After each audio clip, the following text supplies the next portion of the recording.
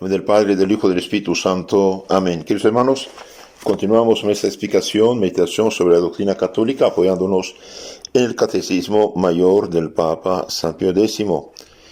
En la parte consagrada a las fiestas del Señor, el Papa San Pío X, en las preguntas 31 a 36, nos habla del tiempo preparatorio a la Cuaresma, que llamamos Septuagésima, es decir, más o menos unas siete domingos antes de la pasión del Señor. Empieza ya un tiempo, 3 domingos preparatorios a la Cuaresma, que es tiempo de prepenitencia. No es penitencia total, pero algo sí. Por eso el color litúrgico es morado, para alejar con este color a los fieles de las vanas alegrías del mundo e inculcarles el espíritu de penitencia. Hemos dicho en la charla anterior que un cristiano no debe para nada participar en esas cosas grotescas que son reliquias del paganismo antiguo llamado carnaval. Realmente que el demonio hace mucho para perturbar los fieles. Ustedes saben que el fin principal de la liturgia es la gloria de Dios y salvación de las almas, lo mismo que se propuso Cristo en la encarnación, y el fin secundario es la doctrina y la moral, ilustrar el entendimiento con las verdades cristianas y fomentar la virtud en los fieles. Ahora, ese tiempo, dice, de Septuagésima, este tiempo de pre-Cuaresma, lo llamo así para que entiendan algo, y bien, la Iglesia nos hace meditar en las lecturas, y especialmente las lecturas que hacen los sacerdotes en el breviario. Nos hace pensar el pecado original, sus consecuencias, en el diluvio y después en la vocación y fe de Abraham. Tengo en mi mano un misal maravilloso, misal diario y vesperal de don Gaspar Lefebvre. Es una maravilla este libro de unos 2000 páginas, que contiene todos los domingos, todas las fiestas explicadas y con textos bilingüe, latín-español. Entonces aquí el padre Gaspar Lefebvre nos habla de la segunda parte del año eclesiástico, que contiene Septuagésima, Cuaresma, tiempo de la Pasión, Pascua y tiempo después de Pascua. Con la Septuagésima empieza el ciclo cuyo centro es la solemnidad de las solemnidades, la Pascua. El ciclo del natalicio depende esencialmente del ciclo de Pascua, porque si Dios bajó del cielo a este mundo, fue con la única mira de elevarnos hasta sí. El ciclo de la encarnación, en que la liturgia nos presenta a todo un Dios vistiéndose de librea de nuestra mísera humanidad, corresponde al ciclo de la redención. El ciclo de la redención que esa misma liturgia nos muestra en el misterio de la resurrección de Jesús, revistiéndonos de su gloriosa divinidad.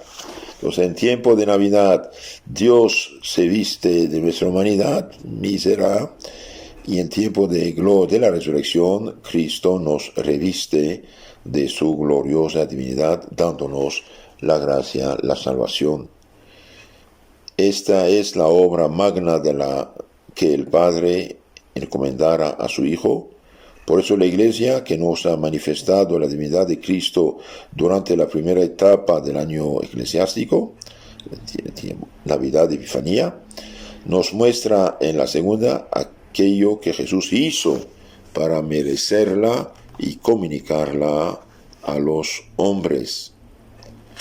Entonces, ¿qué hizo Jesús en la segunda parte del año eclesiástico? Bien, Jesús mostró a los hombres que es el Salvador, y nos mereció y comunicó la gracia que nos hace hijos de Dios. Desde luego habrá que librar con Satanás dura pelea, la cual irá arreciendo durante los 3 periodos sucesivos llamados Septuagésima, Cuaresma y Pasión. Septuagésima, dijimos, nos muestra La liturgia, la caída del hombre, el pecado de Adán y Eva, sus consecuencias, el hombre hecho esclavo de Satanás. La cuaresma muestra todo lo que hizo nuestro Señor y la iglesia incita a la penitencia, y la pasión muestra lo que hizo Cristo, padeció para salvarnos. Pero Cristo es Dios y por ende segura tenemos la victoria. Aunque haya lucha, la victoria es segura de nuestro lado. El tiempo de Septuagesima, dijimos, empieza en el domingo Septuagesima hasta el miércoles de ceniza. Veamos ahora la exposición dogmática y después la exposición histórica y litúrgica. Después de la entusiasta acogida hecha a Cristo a causa de la gloria divina que en su cara resplandece, la Iglesia nos introduce de pronto en las negras profundidades de la caída del hombre. Vuelve ahora a leer, como en el siglo de Navidad, el Antiguo Testamento para mostrarnos todas las grandes figuras que anunciaron la obra redentora de Cristo, y cuya historia figurativa de la de Jesús es muy a propósito para disponernos a la gran fiesta de Pascua en que celebramos su triunfo. Preguntad a las Escrituras, decía nuestro Señor, y veréis cómo hablan de mí. Lex gravida Cristo. La antigua ley está embebida en la preocupación del Mesías, porque todo en el pueblo de Dios predecía y anunciaba a Jesús, y así el Antiguo Testamento es como el Evangelio anticipado, que ilustra con singulares resplendores la historia del Salvador. De ahí que le guste a la Iglesia establecer un continuo paralelo entre las primeras y las últimas páginas de la Sagrada Biblia. Este paralelismo se alarga a través de la Septuagesima y aún de la Cuaresma, y vémoslo también clarísimamente en el tiempo de Pentecostés.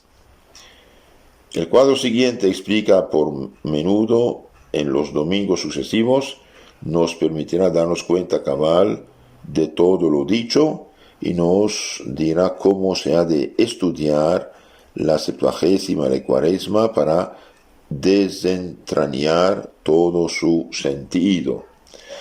Y bien, en la Septuagesima nos habla de la historia de Adán. Esto lo leen los sacerdotes en el libro llamado Breviario, hoy la maestra liturgia de las horas. Entonces, la Septuagesima nos habla de la caída de Adán, y en el texto de la misa nos habla de Jesús nuevo Adán. En la sexagésima, sexto domingo, habla de la historia de Noé, y Jesús es verdadero Noé. Después nos habla de la historia de Abraham, Jesús es verdadero Abraham.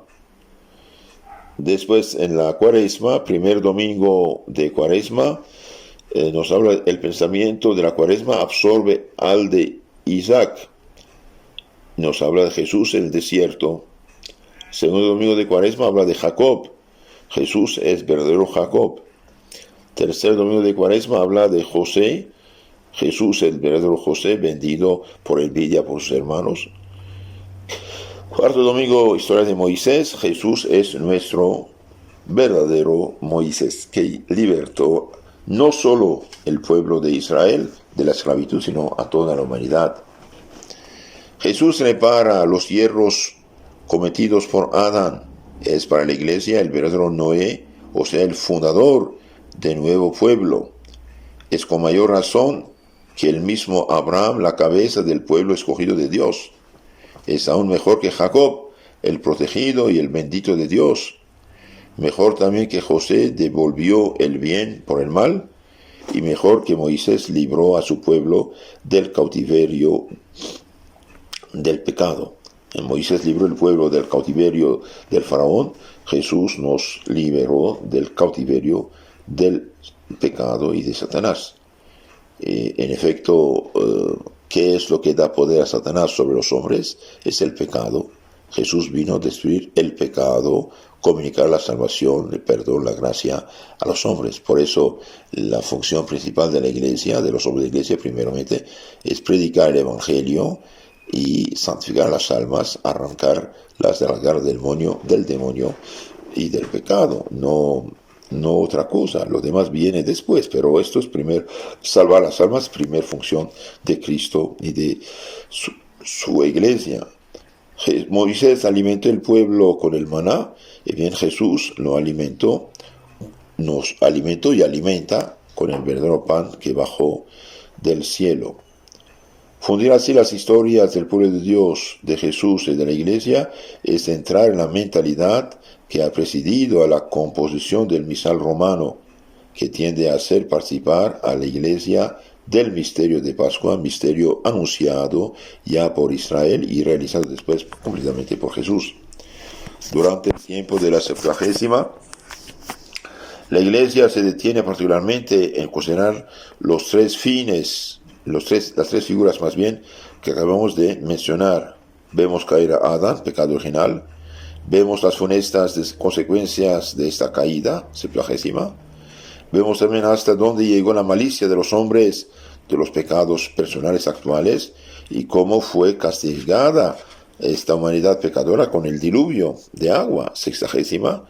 Y vemos por fin el sacrificio de Abraham y el de Melquisedec, el presagio del sacrificio que Dios exigió de su propio Hijo para expiar con él los pecados de todo el género humano. La afirmación del dogma del pecado original y el cuadro de sus lamentables consecuencias hacen que resalte en Jesús su título glorioso de Salvador. El Evangelio de los obreros de la viña nos recuerda que la redención abarca a todos los tiempos. El del sembrador llega a todas las almas.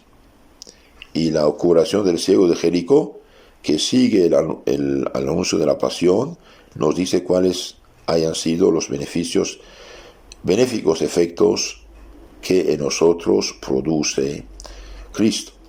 A su vez, las epístolas de San Pablo vienen a recordarnos en estos 3 domingos que la iglesia debe terminar en esta época la obra del Salvador, entrando generosamente en la ascesis purificadora de la penitencia. Entonces, queridos hermanos, estos 3 domingos antes de la Cuaresma son una preparación y a veces nos dicen el porqué de la vida de Cristo. Viene salvar a los hombres de la más grande de las miserias humanas. Ahora vemos la exposición histórica de este tiempo. La liturgia sigue los pasos todos de Jesús, pero no hemos de buscar un orden histórico riguroso en los acontecimientos de la vida del Salvador, que se conmemoran en el tiempo de Septuagésima y Cuaresma, como tampoco en el tiempo de Navidad. Pasa, sin embargo, de los misterios de su infancia a los de su vida pública, de su pasión, inmediatamente a los misterios gloriosos. El Evangelio de Septuagésima se refiere al segundo año de su ministerio, al traernos la parábola del sembrador, pronunciada a la orilla del lago de Genezaret, en Cafarnaum, inspirada por la vista de las verdes colinas que rodean aquel lugar.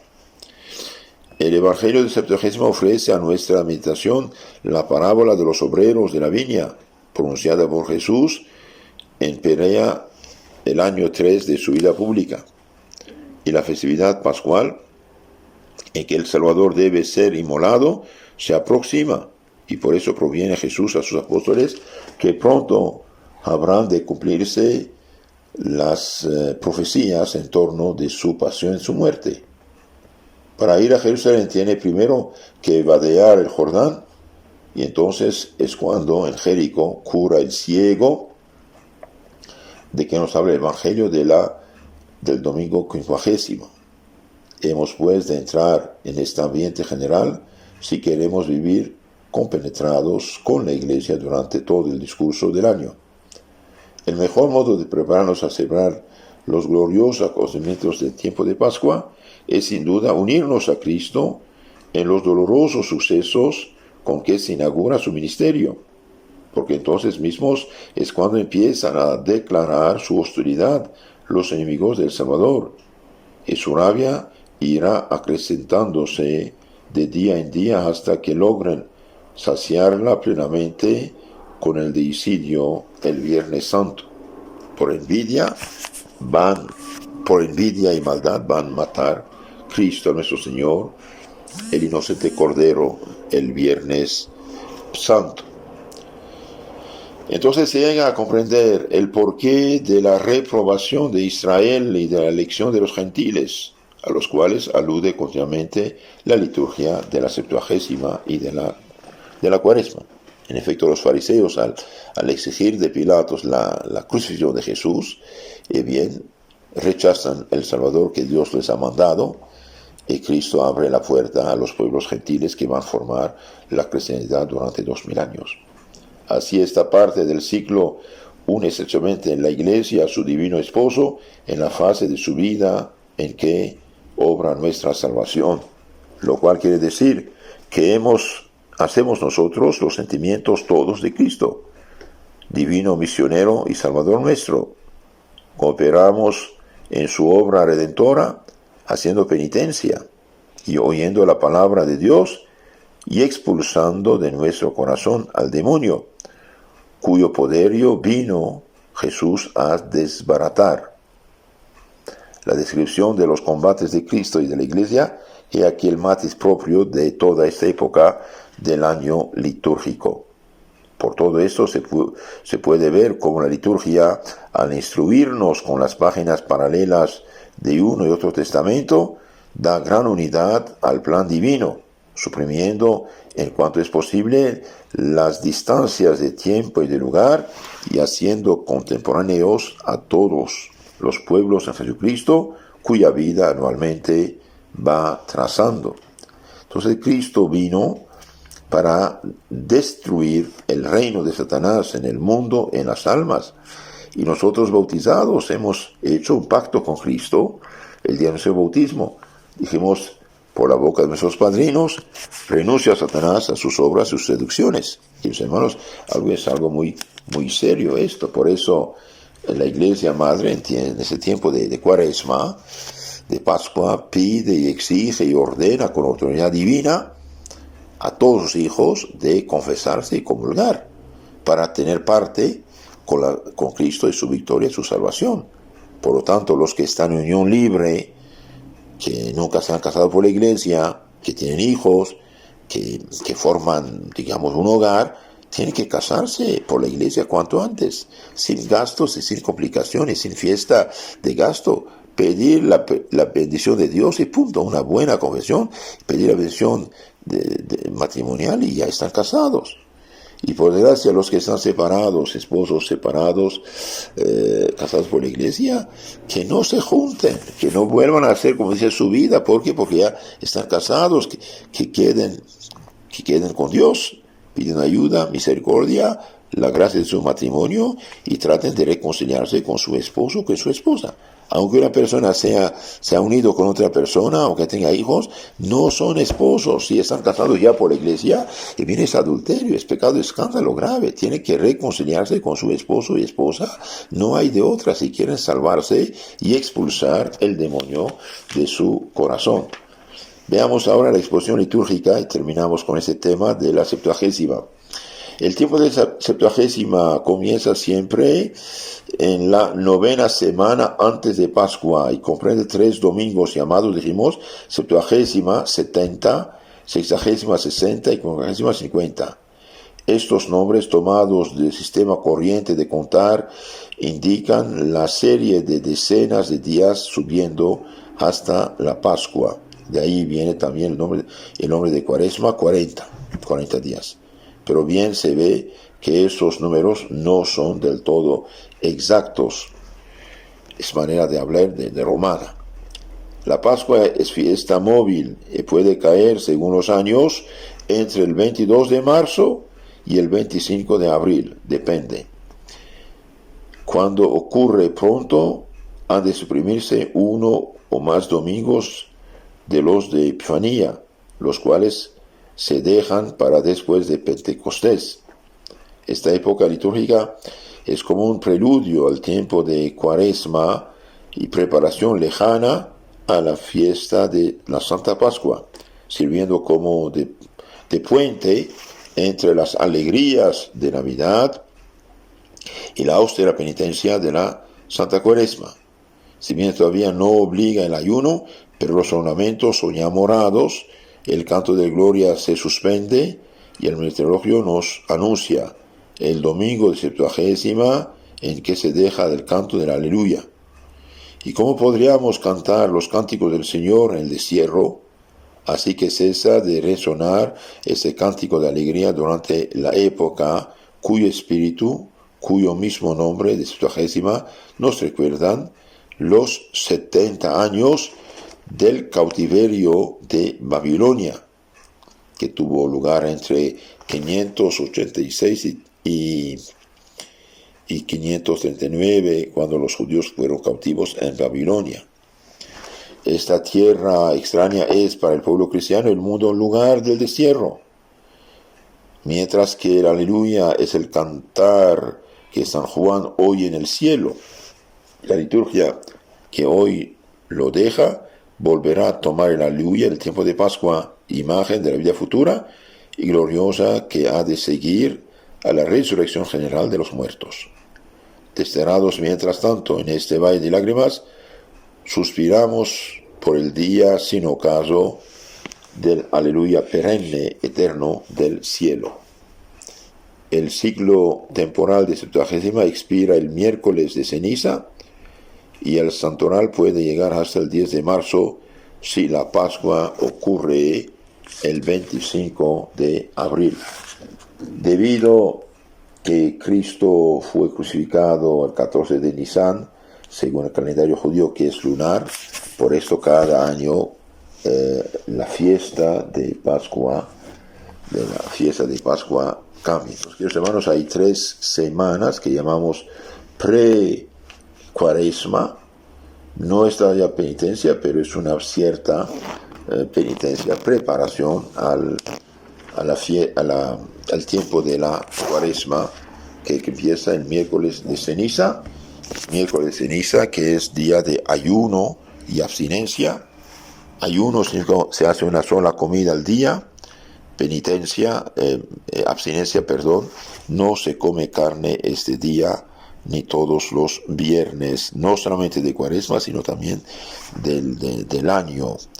La penitencia cristiana en los primeros siglos fue muy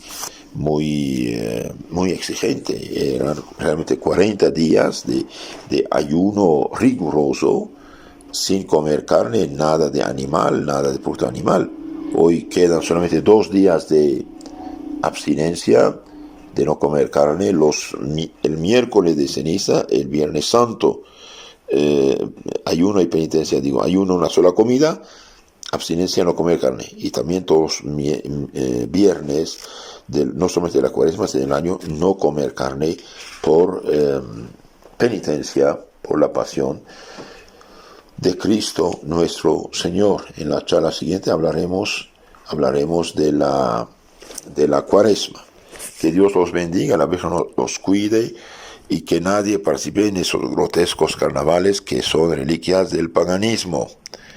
Queridos hermanos, si quieren conocer más y mejor su fe católica, les aconsejo suscribirse a nuestros canales en Telegram, YouTube, Catecismo Católico Tradicional, y también otro canal que tiene bastante material que trata muchos temas, la Virgen, el Espíritu Santo, los santos, etcétera, la vida cristiana, FSPX Costa Rica.